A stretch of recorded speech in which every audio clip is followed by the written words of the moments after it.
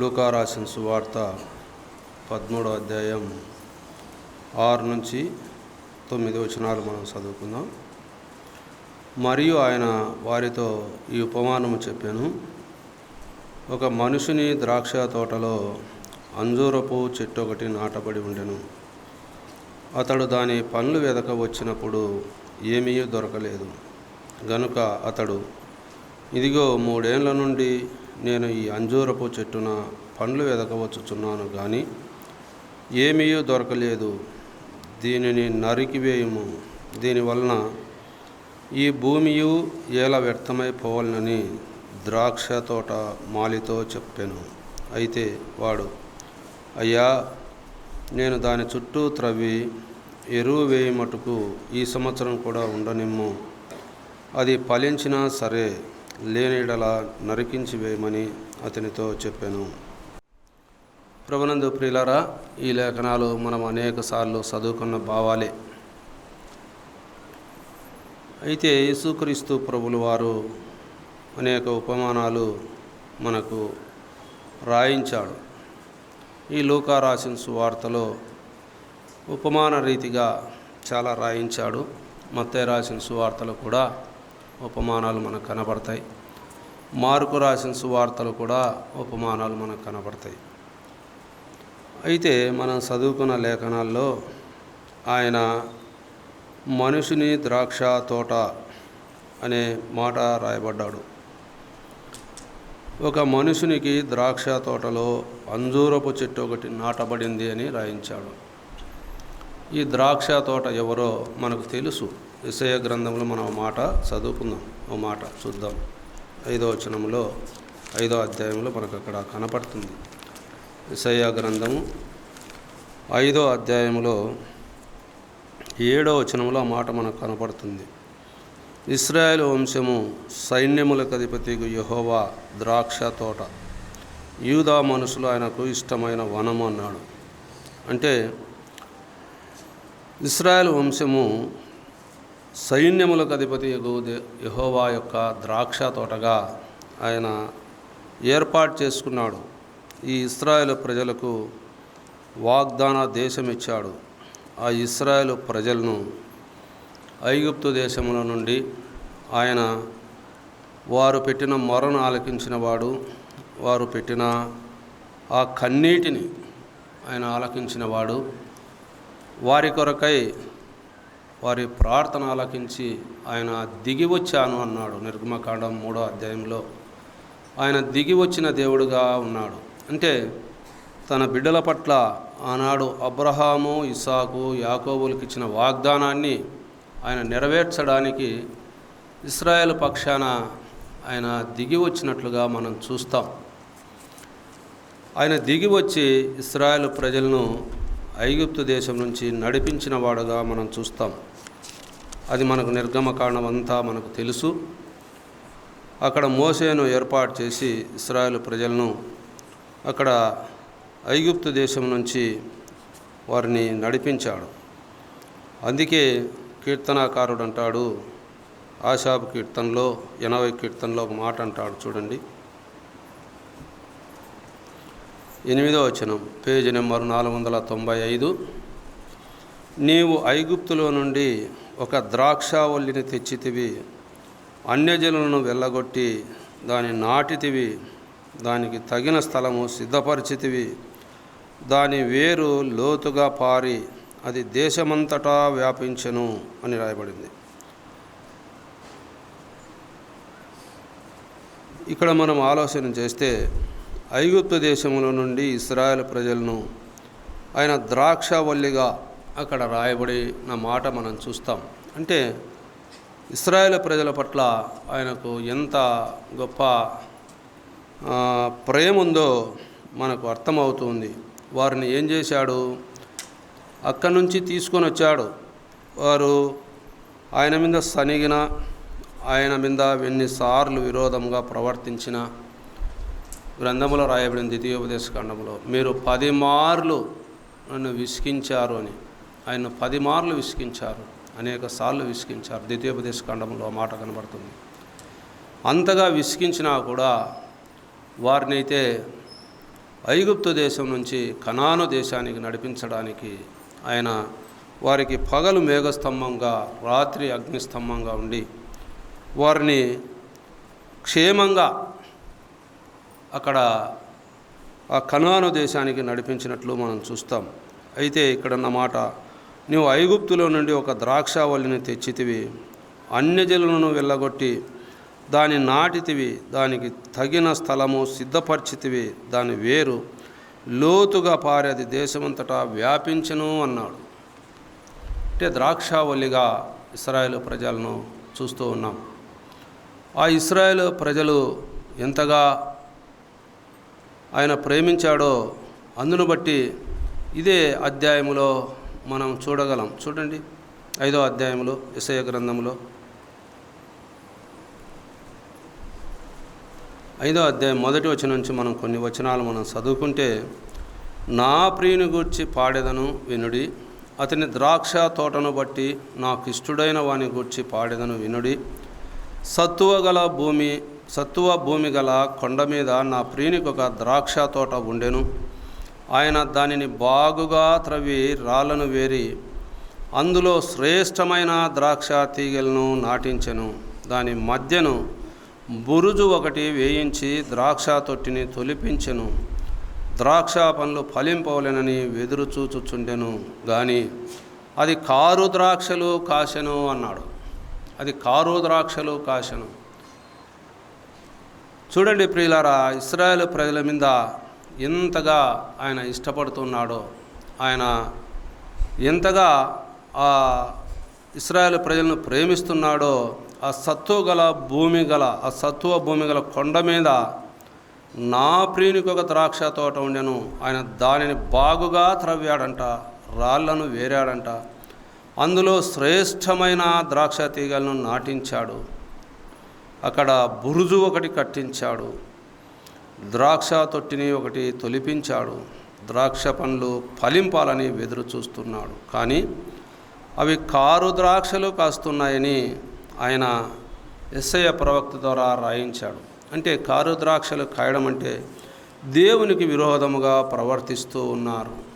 అందుకే అపోస్తులైన పౌలు ఒక మాట అంటాడు. చూడండి, రోమా పత్రికలో 9వ అధ్యాయములో ఒక మాట రాయబడింది. అక్కడ 9వ అధ్యాయంలో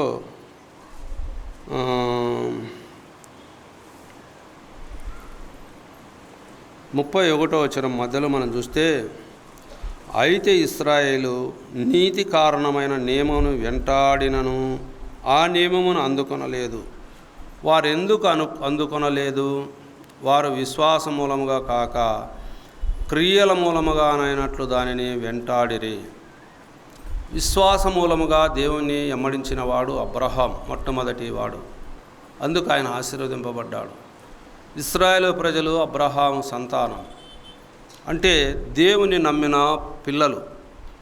వారు విశ్వాసముగా దేవుణ్ణి ఎమ్మడించలేదు. వారు వెంటాడిన నియమం ఎందుకంటే వారు విశ్వాస మూలముగా కాక క్రియల మూలముగా ఎమ్మడించారు.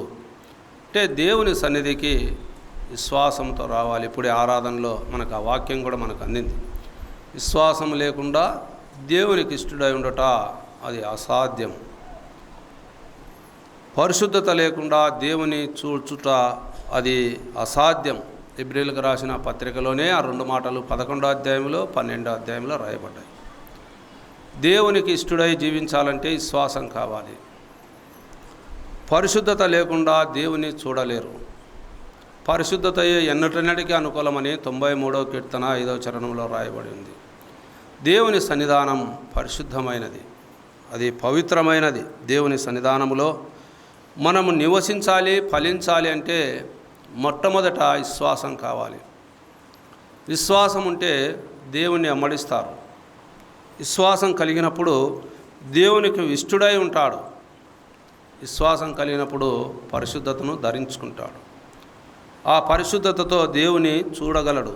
అందుకే ఒక మాట అంటాడు అపోస్తలుడైన పౌలు 10వ అధ్యాయం 1వ వచనంలో, సహోదరులారా, ఇశ్రాయేలు రక్షణ పొందవలనని నా అభిలాష వారి విషయమే నేను దేవునికి ప్రార్థన చేయుచున్నాను అన్నట్లుగా ఉంది. అక్కడ ప్రార్థన అయి ఉన్నది అంటే ఇశ్రాయేలు ప్రజలు రక్షణ పొందలేదా? ఇశ్రాయేలు ప్రజలు ఆనాడు అందరూ రక్షణ పొందారని కొరింథీ పత్రిక మొదటి పత్రిక 10వ అధ్యాయంలో అక్కడ రాయబడింది. అందరూ క్రీస్తు యేసు ప్రభులో రక్షణ పొందారు, అందరూ రక్షించబడిన వారే. అక్కడ మనం చూస్తే ఆ మాట మనకు చాలా బాగా ఉంటుంది. చూడండి, అక్కడ అందరూ కూడా బాప్తిసం పొందిన వారే. చూడండి, ఇక్కడ 10వ అధ్యాయంలో, సహోదరులారా, ఈ సంగతి మీకు తెలియకుండా నాకు ఇష్టం లేదు. అదేమనగా మన పితరులందరూ మేఘముల క్రింద ఉండిరి, వారందరూ సముద్రంలో నడిచిపోయిరి. అందరూ మోషేను బట్టి మేఘములో సముద్రములోను బాప్తిసం పొందిరి. అందరూ ఆత్మ సంబంధమైన ఒకే ఆహారమును భుజించిరి. అందరూ ఆత్మ సంబంధమైన ఒకే పానీయమును పానము చేసిరి. ఏలైనగా తమ్మును ఎమ్మడించిన ఆత్మ సంబంధమైన బండలోనే త్రాగిరి. ఆ బండ క్రీస్తే. అయితే వారిలో ఎక్కువ మంది దేవునికి ఇష్టలుగా ఉండకపోయిరి. చూడండి ప్రియులారా, ఎక్కువ మంది దేవునికి ఇష్టంగా నివసించలేదు ఆ కాలంలో. ఆ ద్రాక్ష తోట ఇశ్రాయేలు ప్రజల గురించి రాయబడి ఉంది. ఆ ద్రాక్ష తోటలో ఒక అంజూరపు చెట్టు నాటాను అంటున్నాడు ప్రభు.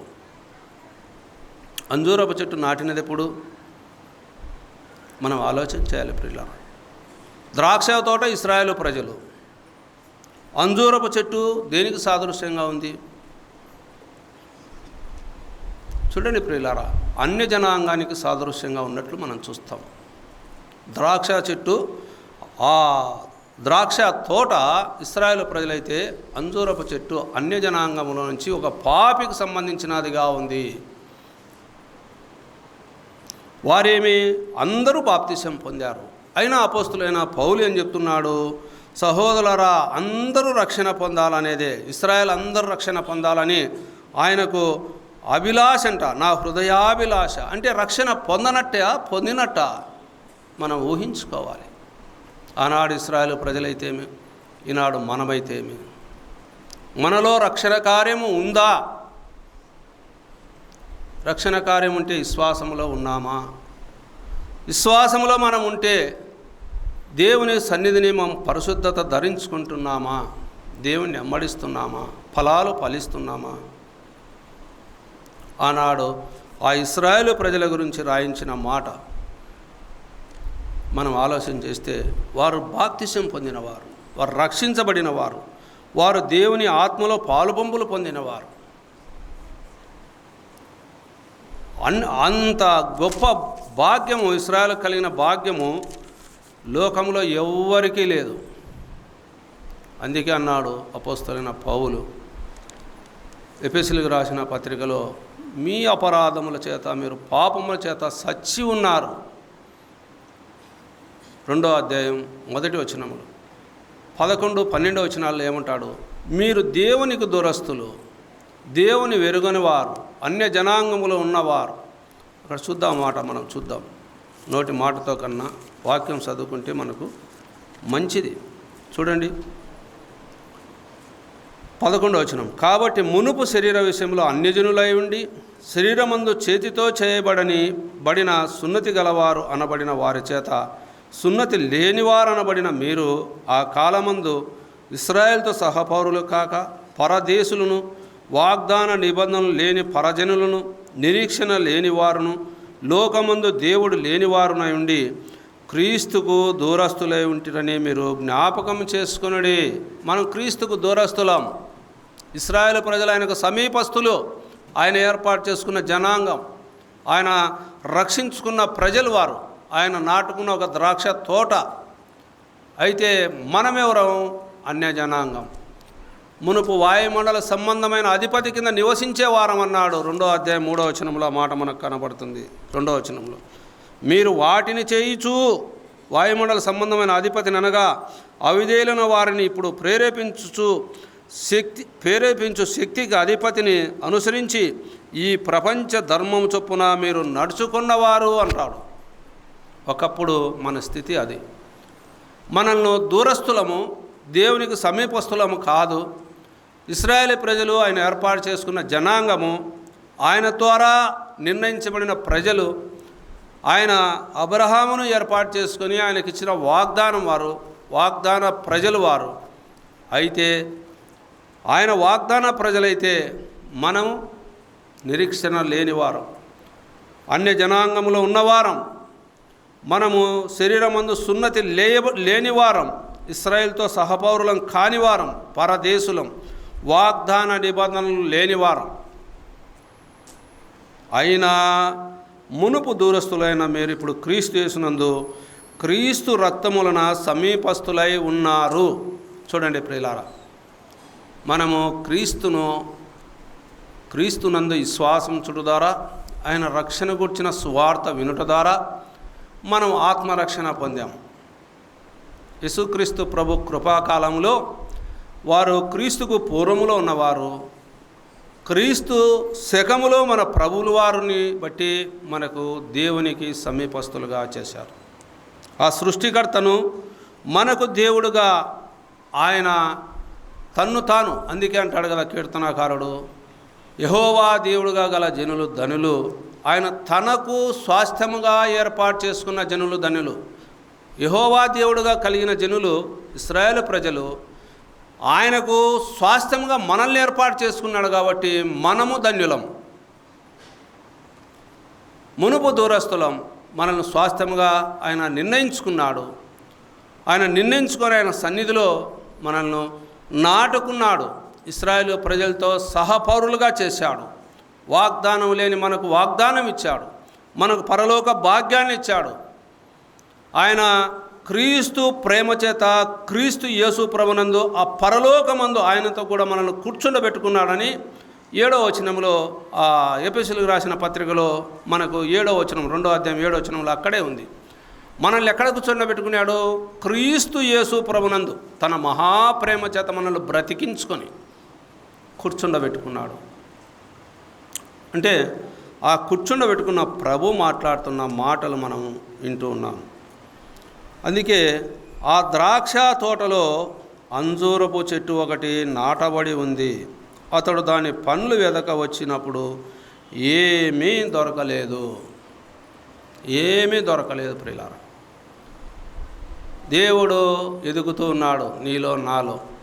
ఆయన హృదయ ఆంతర్యాన్ని చూసేవాడని కీర్తనకారుడు 14వ కీర్తనలో రాయబడింది, 53వ కీర్తనలో రాయబడింది, 39వ కీర్తనలో, 38వ కీర్తనలో కూడా రాయబడింది. ఆయన హృదయాలను పరిశోధించేవాడు. అంటే మనలో ఏ ఫలము మనలో ఉందో ఆయన చూసేవాడు. ప్రార్థనా ఫలం ఉందా? వాక్యాన్ని చదువుకునే ఫలం ఉందా? పరిచర్య చేసే ఫలం ఉందా? దేవునికి సమర్పించుకునే ఫలం ఉందా? దేవుని పని జరిగించడానికి ముందుకు రాగలిగే ఫలం ఉందా నీలో? దేవుని సన్నిధిని వెడదెగకు నడుచుకునగలిగే ఫలం ఉందా? దేవుని పనులు ఎన్నో ఉన్నాయి. వాటినన్నిట్లో దేవుడు నిన్ను చూస్తున్నప్పుడు నువ్వు ఏ ఫలములో ఉన్నావు?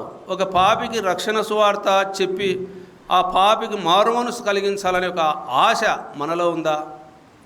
ఆ పాపిని దేవుని సన్నిధికి ఎలాగైనా తీసుకొని రావాలి అని ఒక ఆలోచన మనకుందా? అటువంటి ఫలాలు దేవుడు చూస్తున్నాడు. అందుకే అవి ఏమీ అక్కడ కనపరాలేదు అన్నాడు. అక్కడ నీలో ఏమీ లేవు. ఆ ద్రాక్ష తోటలో అంజూరపు చెట్టుగా మనం ఉన్నాం. యోహాను భక్తుడు అంటాడు, యోహాను రాసిన సువార్తలో చూడండి, 15వ అధ్యాయంలో 16వ వచనంలో ఒక మాట ఉంది చూడండి. మీరు నన్ను ఏర్పరచుకునలేదు, మీరు నా పేరట తండ్రిని ఏమడుగుదులో అదిగా. కింద వచనంలో చూస్తే, మీరు లోక సంబంధులైన ఎడల లోకము తన వారిని సేహించును, అయితే మీరు లోక సంబంధులు కారు, నేను మిమ్మల్ని లోకములో నుండి ఏర్పరచుకున్నాను. చూడండి 19వ వచనం, 15వ అధ్యాయం 19వ వచనంలో లోకములో నుంచి ఆయనను ప్రత్యేకించుకున్నాడు, మనల్ని ప్రత్యేకించాడు. మీరు లోక సంబంధులు కారు అన్నాడు. ఆ లోక సంబంధుల వలె మనము తిరుగుతున్నామేమో ఒకసారి ఊహించుకుందాం. లోకం మనది కాదు. ఈ లోకమును ఆ లోకమున ఉన్నది అది దేవుని వల్ల కలిగినది కాదని యోహాను పత్రిక మొదటి పత్రిక 2వ అధ్యాయం 14-15 వచనాల్లో రాయబడింది. అక్కడ చూస్తే లోకము దాని ఆశ గతించిపోతుంది. అయితే ఇక్కడ ఫలించని చెట్టును మనం చూస్తున్నాం. ఫలించని చెట్టు, ఆ చెట్టు ఎవరో? మనమే, నువ్వు నేనే. ఏ చెట్టు రూపంలో మనం ఉన్నాం, ఏ విధంగా ఫలించాలని దేవుడు కోరుకుంటున్నాడో. ఒక పనిలో అయినా నువ్వు ఉపయోగపడుతున్నావా? ఒక పరిచర్యలో ఉపయోగపడుతున్నావా? ఎన్నో పరిచర్యలు ఉన్నాయి. ఉదయం మొదలుకొని కసువు కొట్టే పరిచర్య కానుంచి ఆఖరి మీటింగ్ అయిపోయేంత వరకు ఏ పరిచర్యలోనూ ఉన్నావు? ఇంతకుముందు ఒక భక్తుడు మనకు సేవకుడు చెప్పేవాడు, నా కుమారులను బాత్రూమ్ కడిగే పెట్టాను అని. వాళ్ళు పెద్దవాళ్ళైనా కూడా బాత్రూమ్ కడిగే వాళ్ళే. అంటే దేవుని సన్నిధానంలో ఎన్నో పరిచర్యలు ఉన్నాయి. ఒక్క పరిచర్య కూడా ఆఖరికి సువార్త కూడకు సహోదరులు ఆదివారం ఇంటికానే ఉంటారు కదా. ఇప్పుడు ఎంతమంది ఉన్నారో చూడండి. 5 గంటలకు రమ్మని ప్రకటన చేస్తున్నాం. ఎందుకు రమ్మంటున్నాం? కుర్చీలు ఎత్తాలి, కుర్చీలు పైనుండే తగ్గుదించుకోవాలి, ఆటోలో ఎత్తుకోవాలి, తీసుకొని వెళ్ళాలి. వారి బాధ్యత వారికి తెలియలేదు, అంటే ఫలించలేకున్నారు. అందుకే అన్నాడేమో అపోస్తులైన పౌలు తిమోతి రాసిన 2వ పత్రిక చూడండి, ఒక మాట మనకు కనబడుతుంది అక్కడ. తిమోతి రాసిన 2వ పత్రికలో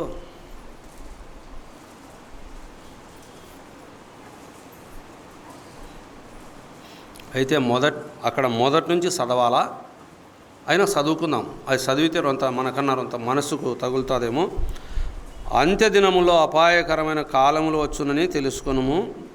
ఎలాగనగా మనుషులు స్వార్థప్రియులు, ధనాపేక్షులు, బింకములాడువారు, అహంకారులు, దూషకులు, తల్లిదండ్రులకు అవిధేయులు, కృతజ్ఞత లేనివారు, అపవిత్రులు, అనురాగరహితులు, అతి ద్వేషులు, అపవాదకులు, అజితేంద్రియులు, క్రూరులు, సజ్జన ద్వేషులు, ద్రోహులు, మూర్ఖులు, గర్వాంధులు, దేవుని కంటే సుఖానుభవం ఎక్కువగా ప్రేమించువారు, పైకి భక్తి గల వారే వలె ఉండియో దాని శక్తిని ఆశించిన వారునై ఉందురు. ఇటు వారికి విముఖుడవై ఉండము అని తిమోతికి చెప్పాడు. ఇన్ని లక్షణాలు మనలో ఏ లక్షణం ఉందో చూసుకుందాం. పైకి భక్తిగా దేవుని సన్నిధికి వస్తున్నాము. ఆ లక్షణాలు ఇంటికి పోయి మళ్ళా చదువుచిన వారు, చదువురాని వారికి వినిపించండి. ఏ లక్షణం మనలో ఉందో. దేవుని శక్తిని ఆశ్రయించక పైకి భక్తి గల వారి వలె ఉంటే ఉపయోగం ఏముంది? ఫలించని చెట్టుగా ఉన్నావు నువ్వు, అంజూరపు చెట్టుగా ఉన్నావు నువ్వు, ఫలించని చెట్టు. ఆ ఫలించని చెట్టు, ఆ స్థితిలో నువ్వు ఏ దాంట్లో ఉన్నావు నువ్వు ఆలోచన చేద్దాం. ధనాపేక్షనే మోసంలో ఉన్నావా? అక్కడ చూస్తే బింకములాడేవారుగా ఉన్నావా? అహంకారులుగా ఉన్నావా? దూషకులుగా ఉన్నావా? అవిధేయులుగా ఉన్నావా? కృతజ్ఞత లేని వారుగా ఉన్నావా? అపవిత్రులుగా ఉన్నావా? అనురాగరహితులుగా ఉన్నావా? అతి ద్వేషులుగా ఉన్నావా? అపవాదకులుగా ఉన్నావా? అజితేంద్రియులుగా ఉన్నావా? క్రూరులుగా ఉన్నావా? సజ్జన ద్వేషులుగా ఉన్నావా? ద్రోహులుగా ఉన్నావా? మూర్ఖులుగా ఉన్నావా? గర్వాంధులుగా ఉన్నావా? దేవుని కంటే సుఖానుభవం ఎక్కువగా కోరుకుంటున్నావా? చూడండి, దేవదేవుడు సుఖాన్ని కోరుకొని ఉంటే ఆయన పరమును వీడి భూలోకానికి వచ్చేవాడే కాదు. ఆనాడు నోవాహు కాలంలో ఆయన జలప్రలయం వస్తుందని ఒక్క మాటతో చెప్పాడు. అక్కడ సువార్త ప్రకటింపబడింది. అనేక మంది రక్షించబడవలసిన సమయంలో ఆ కాలంలో రక్షించలేకపోయారు. వారు మూర్ఖులు, వారికి తెలియదు. ఓహో ఎప్పుడు వస్తుంది అటువంటి వర్షం, అని వారు హేళన చేసిన వారు, వారు దేవుని మాటలు పెడచెవిన పెట్టిన వారు, ఆనాడు వారికి లేదు వాక్యం. ఈనాడు మన ఎదురుగా ఉంది వాక్యం చదువుకోవడానికి. ఈ విధంగా ఉంది, ఇలాగ ఉన్నారు ప్రజలు. పైకి భక్తి గల వారే ఉన్నారు కానీ విశ్వాసమనే ఒక వస్త్రమును ధరించుకుంటున్నారే కానీ ఆ వస్త్రములో ఉన్న దాగి ఉన్న ఆ పవిత్రతను ధరించుకోలేక ఉన్నారని ఆనాడు ఓ తిమోతి నీవు వీరందరికీ ఎలా ఉండాలి? విముఖుడవై ఉండుము, అంటే ప్రత్యేకంగా జీవించుము, ప్రత్యేకంగా జీవించుము అన్నాడు. వీరిలో ఏ స్థితిలో మనం ఉండి ఫలించలేకున్నామో చూసుకుందాం. ఊరకు ఆదివారం చర్చికి వచ్చి కానుక వేసి రొట్టెలో రసములో పాలు పంపులు పొందితే పరలోకం చేరతామనుకుంటున్నామా? చేరలేము. తీర్పుంది, మరణం ఉంది, తీర్పు ఉంది. మరణం రాదనుకుంటున్నామే మనం. మరణం వస్తుంది, తీర్పు ఉంది, నిలబడవలసిన అవసరం ఉంది, అక్కడ సిగ్గుపడవలసిన అవసరం ఉంది, సిగ్గుపడవలసిన అవసరం ఉంది. అందుకే పైకి భక్తి గల వారే ఉంటే దాని శక్తిని నువ్వు పొందలేవు. దాని శక్తిని నువ్వు పొందాలంటే దేవుని సన్నిధానంలో నువ్వు ఫలించగలగాలి, దేవునికి ఇష్టంగా జీవించగలగాలి. అప్పుడే నీవు దేవుని సన్నిధానంలో నిలవగలవు. అందుకే అంటాడు చూడండి, హెబ్రీయులకు రాసిన పత్రికలో ఒక మాట రాయబడింది 6వ అధ్యాయంలో. అక్కడ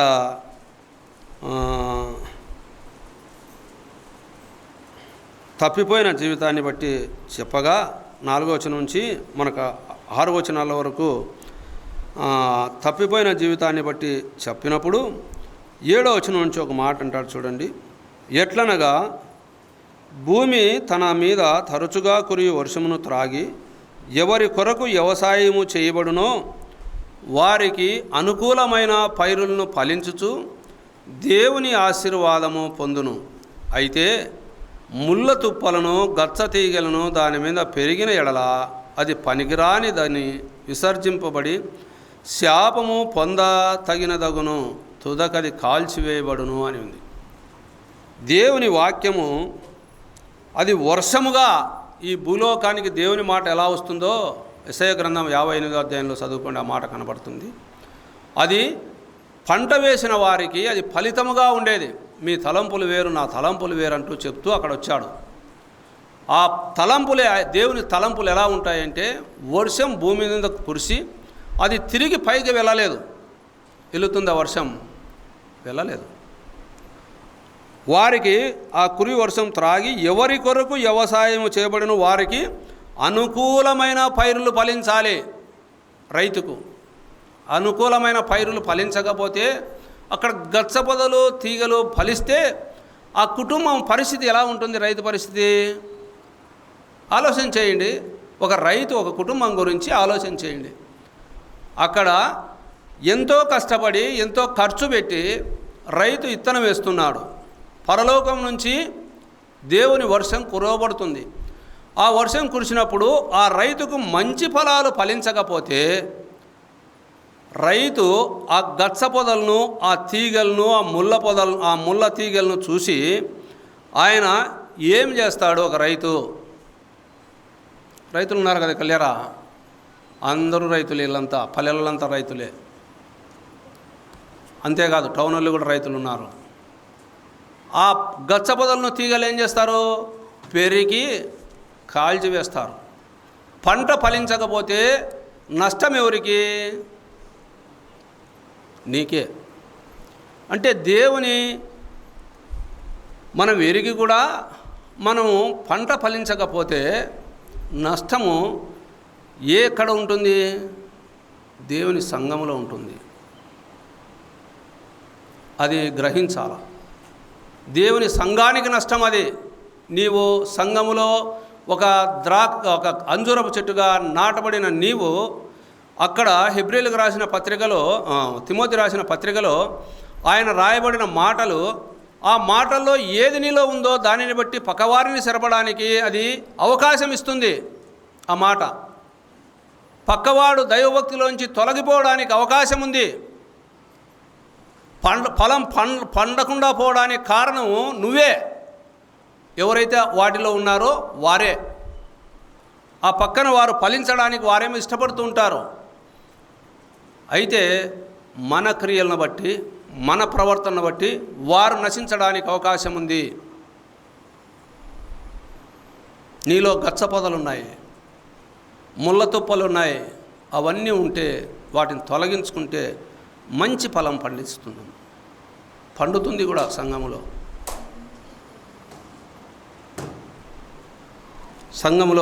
ఫలింప చేయగలిగేది ఉంది. అందుకే అన్నాడు పేతురు కూడా ఒక మాట అంటాడు చూడండి. పేతురు రాసిన పత్రిక 2వ పత్రికలో ఇంకో మాట ఉంది. 20వ వచనంలో, వారు ప్రభువును రక్షకుడునైన యేసుక్రీస్తు విషయమైన అనుభవజ్ఞానము చేత ఈ లోక మాలిన్యమును తప్పించుకొనిన తర్వాత మరలా వాటిలో చిక్కుబడి వాటి చేత జయింపబడిన ఎడల వారి కడవర స్థితి మొదటి స్థితి కంటే మరీ చెడ్డదగును. వారు నీతి మార్గమును అనుభవపూర్వకంగా తెలుసుకొని తమకు అప్పగింపబడిన పరిశుద్ధమైన ఆజ్ఞ నుండి తొలగిపోవట కంటే ఆ మార్గమును అనుభవపూర్వకంగా తెలియక ఉండుటయే వారికి మేలు అన్నాడు.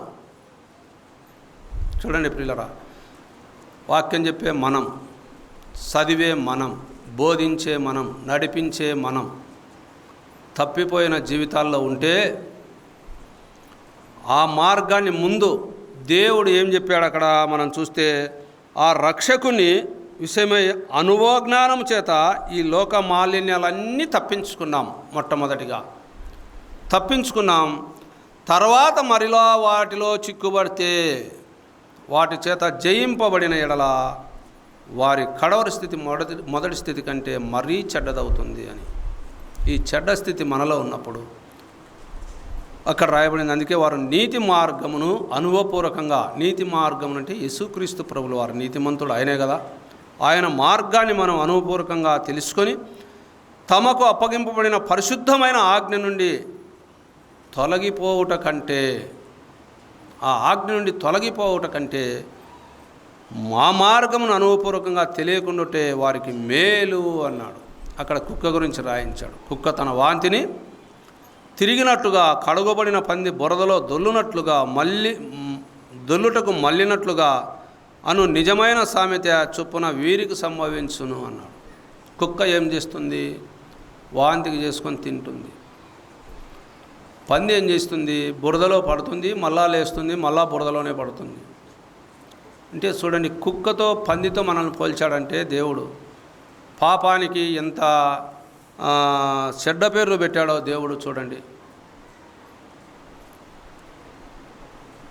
ఒకసారి ఊహించుదాం. అందుకే మంచి ఫలాలు ఫలించాలి. మంచి ఫలాలు ఫలించకపోతే దేవుడు ఆ ఫలానికి తగిన ఫలం, అక్కడ ఆయన అన్నమాట ఏమైంది? ఇదిగో 3 ఏళ్ల నుండి నేను ఈ అంజూరపు చెట్టున పండ్లు వెదకుచూ వచ్చుచున్నాను, కానీ ఏమీ దొరకలేదు.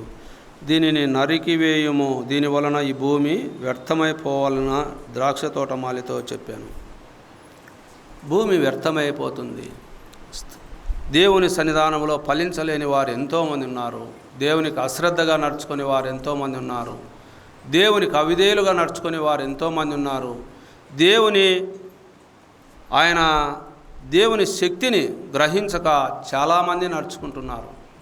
దైవభక్తి గలవారై ఉండి దాని శక్తిని ఆశ్రయించకపోతే ఏమీ ఉపయోగం లేదు ప్రియులారా. అందుకే అన్నాడు కదా, ఒక దయాన్ని వదిలిపెట్టిన తర్వాత ఆ ఇండ్లు ఖాళీగా ఉండుట ద్వారా మరీ చెడ్డవైన 7 దయాలు వచ్చి హృదయంలో చేర్చబడ్డాయని సువార్తలో రాయబడింది. అంటే ఒక అపవిత్రతమైన పాపం నుండి మనం తప్పించబడి ఆ హృదయములో దేవునికి స్థానం ఇచ్చి దేవుని పరిచర్యలో మనం పాలుపంపులు పొంది ఆయన సంఘములో ఫలించలేని స్థితిలో మనం ఉంటే అంతకన్నా చెడ్డవైన 7 వస్తాయంట హృదయములోకి. ముందున్న పాపస్థితి కన్నా నువ్వు చేసేది ఒక తప్పు అయితే 7 తప్పులకు మార్గం ఉంది. ఒక అబద్ధం ఆడితే ఆ అబద్ధాలకు 100 అబద్ధాలు ఆడాలనో 1000 అబద్ధాలు ఆడాలనో. ఎందుకంటే ఒక అబద్ధాన్ని మూసిపెట్టాలంటే సామాన్యంగా మూసిపెట్టలేరు. అబద్ధికులు దేవుని రాజ్యానికి వారసులు కారని రాయబడింది, కానీ అబద్ధాన్ని మాత్రం ఒక అబద్ధం ఆడితే ఆ అబద్ధాన్ని మూసిపెట్టాలంటే సామాన్యంగా మూసిపెట్టలేరు. తరచుగా ఒకరికొకరు మాట్లాడుతున్నప్పుడు అబద్ధం ఆడితే ఆ అబద్ధాన్ని ఆ ఎదుటి మనిషితో తరచుగా దాన్ని దాచిపెట్టాలంటే నిచేత కాదు. ఏదో ఒక విషయంలో అది బయలుపడుతుంది, ఏదో ఒక విషయంలో బయలుపడుతుంది. అప్పుడు నువ్వు అబద్ధం చెప్పావని ఎదుటివానికి తెలుస్తుంది. వారి యొద్ద నీ నమ్మకం కోల్పోతుంది. కాబట్టి ప్రియులారా, దేవుని సన్నిధానంలో మనం ఫలించే వారముగా ఉండాలనేదే దేవుని యొక్క కోరిక. అందుకే లూకా రాసిన సువార్తలో రాయబడింది, గొడ్డలి చెట్టున ఏరునున్నది, చెట్టు ఏరున గొడ్డలి ఉన్నది, అది నరకబడి అగ్నిలో పారవేయబడుతుందని లూకా రాసిన సువార్తలో రాయబడింది. మత్తయి రాసిన సువార్తలో ఇంకా చూడండి, ఇంకో మాట రాయబడింది 3వ అధ్యాయంలో. మత్తయి రాసిన సువార్త 3వ అధ్యాయంలో. అందుకే యోహాను భక్తుడు యేసుక్రీస్తు ప్రభుల వారు ఇంకా ఈ లోకంలో ఆయన బాప్తిసం పొందక ముందే అక్కడ యోహాను భక్తుని ముందుగా ఆ ఇశ్రాయేలు ప్రజల యొద్దకు పంపినప్పుడు అక్కడ వారందరూ యోహాను మాటలు వింటూ బాప్తిసం పొందుతున్నారు. చూడండి అక్కడ 5వ వచనం 3వ అధ్యాయంలో 5వ వచనంలో, ఆ సమయమున యెరూషలేము వారును యూదయ వారందరూ యోర్దాను నదీ ప్రాంతముల వారందరూ అతని యొద్దకు వచ్చి తమ పాపములు ఒప్పుకొనుచు యోర్దాన్ నదిలో అతని చేత బాప్తిసం పొందుచుండిరి. అతడు పరిసయ్యుల్లోనూ సద్దూకయ్యుల్లోనూ అనేకులు బాప్తిసం పొందవచ్చుట చూచి, సర్ప సంతానమా, రాబో ఉగ్రతను తప్పించుకున్నట్టుకు మీకు బుద్ధి చెప్పిన వాడెవడు? మారు మనసుకు తగిన ఫలం ఫలించుడి అన్నాడు. మారు మనసుకు తగిన ఫలం ఫలించాలి. మారు మనసు అంటే మనం బాప్తిసం ఏదో నీళ్ళలో ముంచారు పెద్దలు, ఒప్పుకున్నాం, అయిపోయింది, ఇంకా మన ఇష్టానుసారం కొద్దీ జీవించవచ్చు అనుకుంటున్నాం. ఇది టెంకాయ కొట్టి పూజ చేసి చెంపలేసుకునే భక్తి కాదు. ఇది దేవునికి ఆత్మకు ఉండగలిగిన భక్తి. మన ఆత్మ దేవుడు. అందుకే అన్నాడు, ఆత్మ విషయమై దీనులైన వారు ధన్యులు అన్నాడు. ఇక్కడే 5వ అధ్యాయం చూడండి, ఆత్మ విషయమై దీనులైన వారు ధన్యులు. ఆత్మ ఎవరిచ్చారు? ఆత్మ దేవుడు, యెహోవా పెట్టిన దీపం. సామెతల గ్రంథంలో కనపడుతుందన్నమాట. ఆత్మ దేవుడు పెట్టిన దీపం. ఆదికాండములో ఆ ఆత్మను ఆయన ఊపిరి మన హృదయములో ఊదాడని మనకు ఆదికాండం 2వ అధ్యాయం 7వ వచనంలో కనపడుతుంది. ఇది ఆత్మకు దేవునికి సంబంధించిన జీవితం. ఇది మారు మనసు అంటే నీ హృదయములో నీ ఆత్మకు దేవునికి సంబంధమే ఉండాలి. అంటే నీ హృదయము దేవునికి నీకు అది మాత్రమే, ఆ సంబంధం మాత్రమే ఉండాలి, లోకానికి కాదు. లోకముల విగ్రహారాధన గురించి ఆయన ముందే చెప్పాడు. ఎవరికి? ఇశ్రాయేలు ప్రజలకు. ఆయన ఎన్నోసార్లు చెప్తూ వచ్చాడు, మీరు విగ్రహాలకు దూరంగా ఉండాలి, అన్యుల ఆచారాలకు దూరంగా ఉండాలి అని. ఒకటి కాదు, 2 కాదు, ఎన్నో చెప్పాడు, ఎన్నోసార్లు. నిర్గమకాండం నుంచి మొదలు పెడితే ద్వితీయోపదేశ కాండం వరకు ఉన్నాయి. ఆ ద్వితీయోపదేశ కాండంలోనే కాకుండా మొదటి రాజుల గ్రంథములో రాయబడి ఉన్నాయి. మొదటి రాజుల గ్రంథములో ఆయన దావీదుతో కూడా చెప్తూ, నీ సంతానము వారికి నీ సంతానానికి ఎప్పటికి కూడా వియ్యమందకూడదు అనే మాటలు కూడా రాయబడ్డాయి. అయితే సొలొమోను కాలంలో ఆయన అన్యులను వివాహం చేసుకునే ద్వారా దేవుడిచ్చిన ఆ ఆజ్ఞను ఆయన మరచుట ద్వారా ఆయన హృదయాన్ని తిప్పబడ్డారు.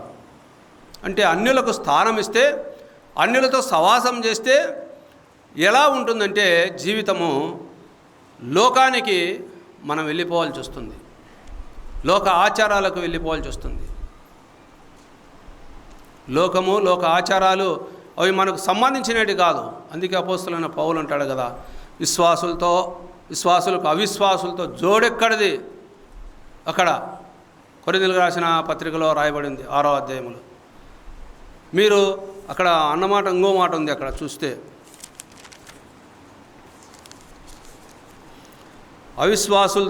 అవిశ్వాసులతో విజ్జోడుగా ఉండకుడి. నీతికి దుర్నీతితో ఏమి సాంగత్యము, వెలుగునకు చీకటితో ఏమి పొత్తు, క్రీస్తునకు బెలియాలతో ఏమి సంబంధం, అవిశ్వాసకి విశ్వాసులతో పాలెక్కడిది, దేవుని ఆలయమునకు విగ్రహములతో ఏమి పొందిక మనం జీవగల దేవుని ఆలయమై ఉన్నాము. అందుకు దేవుడిలాగు సెలవిస్తున్నాడు. దేవుని ఆలయం ఎవరు? మనం. దేవుని ఆలయం. ఆయన ఆత్మ మనలో నివసించాలని ఆయన ఇష్టపడుతూ ఉన్నాడు. అటువంటి మనము ఫలించాలని ఆయన కోరుకుంటూ ఉన్నాడు. ఆ మంచి ఫలాలు ఫలించాలనేదే దేవుని యొక్క ఇష్టం. అందుకే అక్కడ ఆయన ఆ మాట అన్నాడు. ఏమన్నాడు? సర్పసంతానమా అంటున్నాడు అక్కడ. చూడండి, రాబో ఉగ్రతను తప్పించుకున్నప్పుడు మీకు బుద్ధి చెప్పిన వాడెవడు? మారు మనసుకు తగిన ఫలం ఫలించుడి. మారు మనసుకు తగిన ఫలం. బాప్తిసం తీసుకున్న వారు ఇందులో ఎంతమంది ఉన్నారు? తీసుకోని వాళ్ళు ఎంతమంది ఉన్నారు? తీసుకున్న వాళ్ళు చేతులు ఎత్తండి. తీసుకున్న వాళ్ళు అందరూ ఉంటారు. ఒకరు, ఇద్దరు, ఇంతమంది బాప్తిసం తీసుకున్నారు. మొత్తం ఇంతమంది బాప్తిసం తీసుకుంటే మన ఫలం ఎంతవరకు ఉంది దేవునిలో? చూడండి ప్రియులారా, అందుకే అంటాడు ఆయన. చూడండి 11వ వచనం చదువుకుందాం. మత్తయి రాసిన సువార్త 3వ అధ్యాయంలో, మారు మనసు నిమిత్తం నేను నీళ్ళలో మీకు బాప్తిసం ఇచ్చుచున్నాను. అయితే నా వెనుక వచ్చుచున్నవాడు నాకంటే శక్తిమంతుడు. ఆయన చెప్పులు మోయుటకైనా నేను పాత్రుడను కాను. ఆయన పరిశుద్ధాత్మలోను అగ్నితోనూ మీకు బాప్తిసం ఇచ్చును. ఆయన చేట ఆయన చేతిలో ఉన్నది. ఆయన తన కళ్ళమును బాగుగా శుభ్రం చేసి గోధుమలు కొట్టులో పోసి ఆరని అగ్నితో పొట్టును కాల్చివేయనని వారితో చెప్పాను. చూడండి ప్రియులారా, ఆయన ఏమిట్లో బాప్తిసం ఇచ్చేవాడు? ఈయనైతే నీళ్ళలో బాప్తిసం ఇచ్చాడు. ఆయన శక్తిమంతుడు. ఆయన పరిశుద్ధ ఆత్మలో బాప్తిసం ఇచ్చేవాడు. రెండోది, ఆయన అగ్నితో బాప్తిసం ఇచ్చేవాడు. అవి రెండు మనకు అర్థం కాలేదు. ఆత్మలో బాప్తిసము, పరిశుద్ధాత్మ ద్వారా బాప్తిసం ఇచ్చేవాడు. అగ్నిలో బాప్తిసం ఇచ్చేవాడు. అంటే ఏ విధము చేత నిన్ను ఆత్మలోకి నడిపించాలి, ఏ విధము చేత నిన్ను ఆత్మలో దేవుడు నీలో నివసించాలి, నీ దేహాన్ని దేవునికి ఆలయంగా మార్చుకోవాలి, ఏ విధము చేత నువ్వు దేవుణ్ణి అనుసరించి నడుచుకుంటావో, నీ దేహంలో ఎంత మటుకు దేవునికి స్థానం ఇస్తావో అది ఊహించాలని ఆయన ముందు బాప్తిసము ఎక్కడిచ్చాడో పరిశుద్ధాత్మలో మనకు బాప్తిసం ఇచ్చాడు. తర్వాత ఎక్కడ జరుగుతుంది? తీర్పులో జరుగుతుంది. అగ్నిలో బాప్తిసం ఇస్తాడు. అప్పుడు కాల్చబడతాం. అగ్నిలో బాప్తిసం ఇస్తాడు.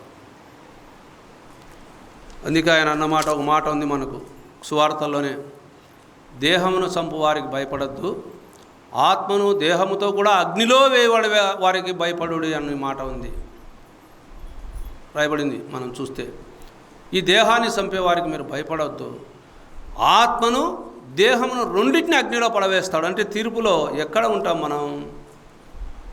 అక్కడ. అందుకే ఆయన కాల్చబడాలా, అక్కడ నరికివేయబడమని ఆయన మాట్లాడుతుంటే అక్కడ అన్న మాట, ఆ దాసుడు అన్న మాట మనకు కనబడుతుంది కదా. అయ్యా, నేను దాని చుట్టూ త్రవ్వుతాను, ఇంకా ఎరువు వేస్తా.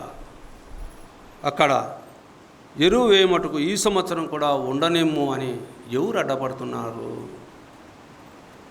ఎవరు అక్కడ అడ్డపడుతున్నారు? మన ప్రభు తండ్రి కుడిపాశాన కూర్చొని మన కొరకు విజ్ఞాపన చేస్తున్నాడు. అయ్యా, ఈ సంవత్సరం ఉన్ని, ఇంకొక సంవత్సరం కూడా, రేపు సంవత్సరం కూడా ఆయన అదే అడుగుతున్నాడు. ఈ సంవత్సరం కూడా ఉన్ని,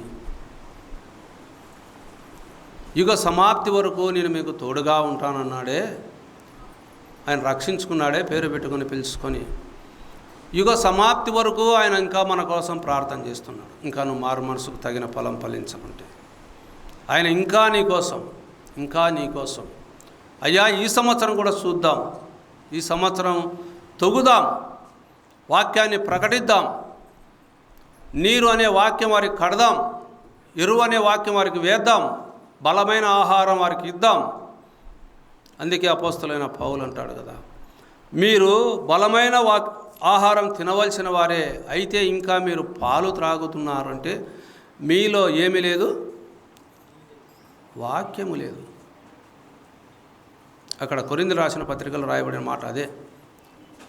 ఇంకా మీరు పాలు తాగవలసిన వారై ఉన్నారు, ఆహారం తిని బలం పొందవలసిన వారై ఉండగా మీరు ఇంకా పాలు తాగుతున్నారంటే ఏమి తాగుతున్నారు? మనం ఆలోచన చేయాలి.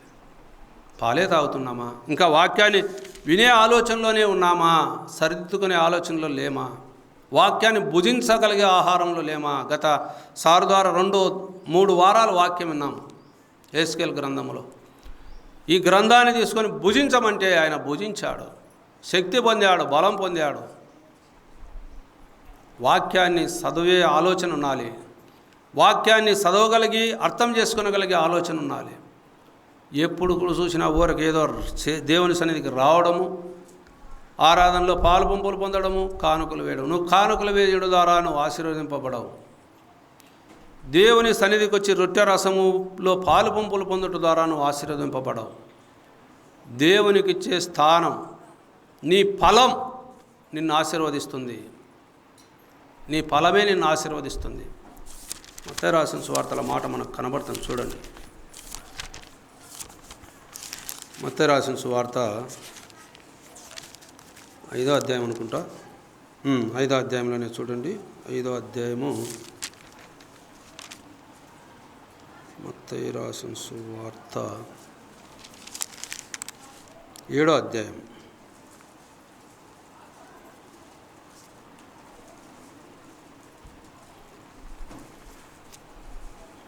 16 వచనం చూడండి. వారి ఫలముల వలన మీరు వారిని తెలుసుకుందురు.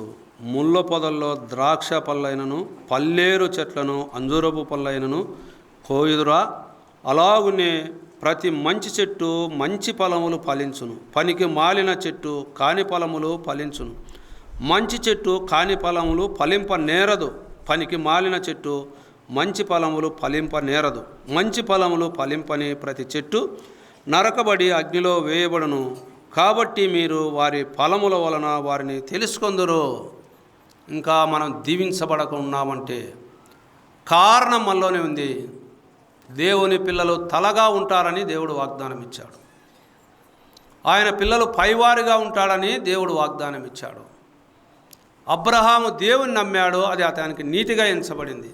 ఆయనను అన్ని విషయాల్లో ఆశీర్వదించిన దేవుడు మనల్ని కూడా ఆశీర్వదించడానికి ఆయన శక్తిమంతుడు. ఆయన అన్ని విషయాల్లో ఆశీర్వదించడానికి శక్తిమంతుడు. అయితే ఆయన ఇచ్చిన ఆజ్ఞను మనం గైకొనలేకున్నాం. గత దినాల్లో కూడా మీకు చెప్పాను. 3-4 తరాల వరకు తండ్రుల దోషం పిల్లల మీదకి వస్తుందంటే నీ దోషము, తల్లిదండ్రులు చేసే తప్పును బట్టి పిల్లలు ఆశీర్వాదాన్ని పొందలేరు. గుర్తుపెట్టుకోండి. ఆ పిల్లలు తల్లిదండ్రులైన తర్వాత వారు కూడా దేవుణ్ణి అనుసరించకపోతే వారి పిల్లలు కూడా ఆశీర్వాదం పొందలేరు. ఆ తర్వాత కూడా ఇంకా అలా ఎత్తుకుంటూ పోతే 3 సంవత్సరాలు, 2-3 తరాలు, 4 తరాలు వెళ్ళిపోతూనే ఉంటారు. దేవుని ఆజ్ఞను గైకొని వాడు 1000 తరాల వరకు ఆశీర్వదింపబడతాడు. 1000 తరాలు మనం ఫలించి ఫలభరితమైన జీవితం జీవించకుంటే ఉపయోగం ఏముంది? దేవుని పిల్లలు ఎవరు? వారు సృష్టికర్తకు పిల్లలు. సృష్టి ఆయనదే. సృష్టి అంతటిపైన అధికారం కలిగిన వాడు. ఆయన పిల్లలమైన మనము తండ్రి, నాయన, అబ్బా అని మొరపెడుతున్నామే, మన మొర్ర ఆయన సన్నిధికి చేరాలి. అప్పుడు ఆయన ద్వారా మనం ఆశీర్వదింపబడతాం. భూలోక ఆశీర్వాదాన్ని ఇచ్చినవాడు ఆయన, పరలోక ఆశీర్వాదాన్ని ఇచ్చినవాడు ఆయన. 2 ఆశీర్వాదాలు పొందినవారు ఎవరంటే ఇశ్రాయేలు ప్రజలు, అలాగే ఆయన యందు విశ్వాసం ఉంచిన విశ్వాసులు. అయితే దేవుని నమ్మి నమ్మక ఉన్నట్లు, అంటక ఉన్నట్లు, పైకి భక్తిగా నివసిస్తూ దాని శక్తిని ఆశ్రయించక, దేవుని ఆ శక్తిని మనం పొందుకోక, ఆయన మన ప్రార్థన ఆలకిస్తానని ఆయన పదే చెప్తున్నాడు. అయితే ఆ శక్తిని మనం పొందుకోలేకున్నామంటే కారణం ఆ ఫలభరితమైన జీవితం మనం ఫలించలేకున్నామంటే. అందుకే అక్కడ అన్న మాట ఎవరి గురించి? ఆ మాట మన గురించే. మంచి చెట్టు అయితే మంచి ఫలాలు ఫలిస్తాయి, పనికిమాలిన చెట్టు అవి పనికిమాలిన ఫలాలే ఫలిస్తూ ఉంటాయి, ఉపయోగం లేదు. మంచి చెట్టున పనికిమాలిన ఫలాలు ఫలించవు, పనికిమాలిన చెట్టున మంచి ఫలాలు ఫలించవు. అందుకే దేవుడు ఒక మాట అన్నాడు కదా మనకు, గలతీ రాసిన పత్రికలో ఉంది కదా మాట, నరుడా ఓ మానవుడా, నువ్వు ఏ పంట ఎత్తుతావో నాయనా అదే పంట కోస్తావు. నువ్వు ఏది ఎత్తుతావో, నువ్వు అబద్ధం ఎత్తితే అబద్ధాన్నే, మోసాన్ని ఎత్తితే మోసాన్నే. నువ్వు ఒకరికి 10 రూపాయలు మోసం చేస్తే నీకు 1000 రూపాయలు మోసం చేసేవాడు వెనకమ్మడే దొరుకుతాడు. అంతే. మోసం చేసి సంపాదించే సంపాదనలో అధికం ఉండదు, సుఖం ఉండదు. అబద్ధంతో సంపాదించే సంపాదనలో సుఖం ఉండదు, ఆనందం ఉండదు. ఇప్పటికి కూడా అది ఏ దావన పోవాలో ఆ దావన వెళ్ళిపోతుంది. దానికి మార్గము అందుకే అన్నాడు, నీ సంపాదన ఎవరి తగునో నీకు తెలియనా అంటాడు. సామెతల గ్రంథంలోని కీర్తన గ్రంథంలోని ఆ మాట ఉంది మనకు. మనం ఎంత సంపాదించినా మన సంపాదన అయితే మన వెంట రాదు. కానీ మనం ఫలించే ఫలభరితమైన జీవితంలో యేసుక్రీస్తు ప్రభుల వారు చూసినప్పుడు మనము ఏమి ఫలించాము దాన్ని ఆయన ఇంకా ఉండని ఇంకా ఉండని ఇంకా ఉండని అని ఆయన తండ్రి కుడిపాశాన విజ్ఞాపన చేస్తున్నాడు. ఆయన భక్తులు ప్రకటన గ్రంథంలో రాయబడింది ఒక మాట చూద్దాం. ప్రకటన గ్రంథంలో ముగించుకుందాం ఈ వాక్యం చదువుకొని.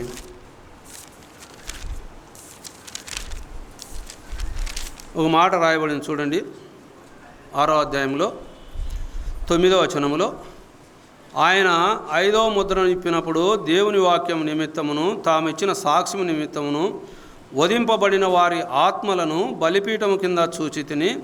వారు నాదా సత్యస్వరూపి పరిశుద్ధుడా, ఎందాక తీర్పు తీర్చకయు మా రక్తము నిమిత్తము భూనివాసులకు ప్రతిదండన చేయకయు ఉందు అని బిగ్గరగా కేకలు వేసిరి. తెల్లని వస్త్రము వారిలో ప్రతి వానికి ఇయ్యబడెను, మరియు వారి వలనే చంపబడబో వారి సహదాసులు సహోదరులను లెక్క పూర్తి అగు వరకు ఇంకా కొంచెం కాలము విశ్రమింపవలెనని ఆయన వారితో చెప్పాను. చూడండి ప్రియులారా, అంటే ఇక్కడ మనకు అర్థమయ్యే మాట ఏమైందంటే, మన ముందున్న భక్తులు వారు హతసాక్షులు అయిపోయారు. చాలామంది, ఎంతోమంది చనిపోయారు. ఆయన విశ్వాసం ఉంచిన వారు వెళ్ళిపోయారు. వారు అక్కడ దేవునితో మొరపెడుతున్నారు. ఇంకా ఎంతకాలం ఈ ప్రజలకు తీర్పు తీర్చుకుంటావు? ఇంకా ఎంతకాలము నీ మాట వినని ప్రజలు, వీళ్ళకు ఎంతకాలం నువ్వు తీర్పు తీర్చుకుందావు అంటే ఇంకా తెల్లని వస్త్రాలు ధరించుకునేవారు ఉన్నారు, మారు మనసు పొందేవారు ఇంకా ఉన్నారు. వారి నిమిత్తం ఇంకా కొంతకాలము వెయిట్ చేయాలని మన తండ్రి అక్కడ పరలోకంలో విజ్ఞాపన చేస్తున్నాడు. అందుకే ఆయన ఆ ఉన్నత సింహాసనములో మన కొరకు విజ్ఞాపన చేస్తున్నాడు. కాబట్టే మనం ఇంకా నిర్మూలం కాకుండా ఉన్నాం. ఆయన నరకి వేసి అగ్నిలో పడవేయాలని అక్కడైతే దేవుడు ఒకానొక సమయంలో సాతానుడు అపవాది ప్రేరేపించినప్పుడు ఆయన మాట్లాడుతున్నా, మన ప్రభు అక్కడ విజ్ఞాపన చేస్తున్నాడు. ఇదో నీ ప్రజలు చూడు ఎలా మోసపోతున్నారో, ఎలా అబద్ధాలాడుతున్నారో, ఎలా దొంగతనాలు చేస్తున్నారో, ఎలా వ్యభిచరిస్తున్నారో, ఎన్ని తప్పులు చేస్తున్నారో, వారి ఆశకు దురాశకు అంతు లేకుండా ఉంది అని అక్కడ సాక్షిగా మన సాక్ష్యాలు అక్కడ చూపిస్తూ ఉంటే మన ప్రభు ఇంకా క్షమించాలి, ఇంకా ఉన్నారు. అందుకే సువార్త అంతటా ప్రకటించబడేంత వరకు దేవుని రాజ్యం రాదు. ఆ దేవుని రాజ్యం వచ్చినప్పుడు మనం తీర్పులో ఉంటాం. ఫలించని ప్రతి చెట్టు కూడా నరకబడుతుంది, అగ్నిలో వేయబడుతుంది. అందుకే మన ప్రభు ఉన్నంత వరకు ఆయన రాకడలో మనము ఎప్పుడైతే ఆయన రాకడ వస్తుందో ఆ రాకడలో మనం ఆయన సన్నిధికి చేరుతాం. ఆ రక్షణ కావాలని కోరుకునేవారు, కోరుకున్న మనం ఆయనలో మంచి ఫలాలు ఫలించాలి. అందుకే ఆయన అన్నాడు, కొన్ని వచనాలు మనం చూస్తే ఆయన చేతిలో నుంచి ఎవ్వరు కూడా మనల్ని అపహరింపలేడని యోహాను సువార్తలో 10వ అధ్యాయం 27వ వచనంలో రాయబడింది. ఆయన మన చుట్టూ కంచె వేసి కాపాడేవాడుగా ఉన్నాడు మన ప్రభు యేసుక్రీస్తుల వారు. అది యెషయా గ్రంథంలో 27వ అధ్యాయంలో 3వ వచనంలో ఆ మాట మనకు కనపడుతుంది. ఆయన మన చుట్టూ కంచె వేసేవాడు. అందుకే నిర్గమకాండంలో ఎన్నోసార్లు ప్రార్థనలో ఇశ్రాయేలు ప్రజలకు అడ్డపడిన మోసేను మనం చూస్తాం. మన పక్షాన మా ప్రభు అడ్డపడుతున్నాడు కాబట్టి మనం నిర్మూలం కాకుండా ఇంకా ఉనికి కలిగి ఉన్నాం. ఇకనైనా మనము మన తప్పులు, మన అపరాధాలు మనం తెలుసుకొని మనము ఈ శరీరానుసారమైన జీవితాన్ని అనుసరించక దేవుని నుండి ఏ పరిచర్య దేవుడు నీకు సామర్థ్యం గలదో, ఏ పరిచర్య అయితే నీకు సామర్థ్యం ఇవ్వగలడో, ఏ పరిచర్యకు నువ్వు ముందుకు రాగలవో నిన్ను రక్షించుకున్నదే దానికోసం. ఆ పరిచర్య నువ్వు నీ హృదయమారా నువ్వు చేసి దేవునిలో ఫలించేవారుగా ఉండాలి. నీకు ఇచ్చిన కృపావరాలు ప్రార్థనా ఫలమా, దేవుని సన్నిధికి వచ్చేదా, నీ కసువు ఊడ్చేదా, బేసిన్లు కడిగేదా, బాత్రూమ్లు కడిగేదా, పాత్రలు కడిగేదా, భోజనం ఉండేదా, ఏ పరిచర్య నీకు ఇచ్చాడో ఆ పరిచర్యను నమ్మకంగా దేవునికి ఇష్టపూర్వకంగా, మనుషులకు కాదు. అందుకే మనుషులకు కనపడాలని ఏది చేయకూడదను. దేవునికి ఇష్టపూర్వకంగా నువ్వు చేసే పరిచర్యలో నీవు ఫలభరితమైన జీవితం పొందుతావు, నీవు ఆశీర్వదింపబడతావు. దేవుని ఆశీర్వాదం అందరికీ ఉంది, ఒకరికే కాదు, అబ్రహాముకే కాదు, ఆయన నమ్మిన అందరికీ కూడా. తిమోతి కూడా అన్నాడు కదా, నాకు జీవకిరీటం దాచబడి ఉంది, నీ మంచి పోరాడాను, నా పరుగు కడముట్టించాను. నా కొరకే కాదు, ఆయన ఎందు నీతిగా నడుచుకున్న అందరికీ కూడా ఆ జీవకిరీటం దాచబడింది. ఆ కిరీటాన్ని మనం పొందుకోవాలంటే ఫలభరితమైన జీవితం జీవించి మనం ముందుకు సాగాలి.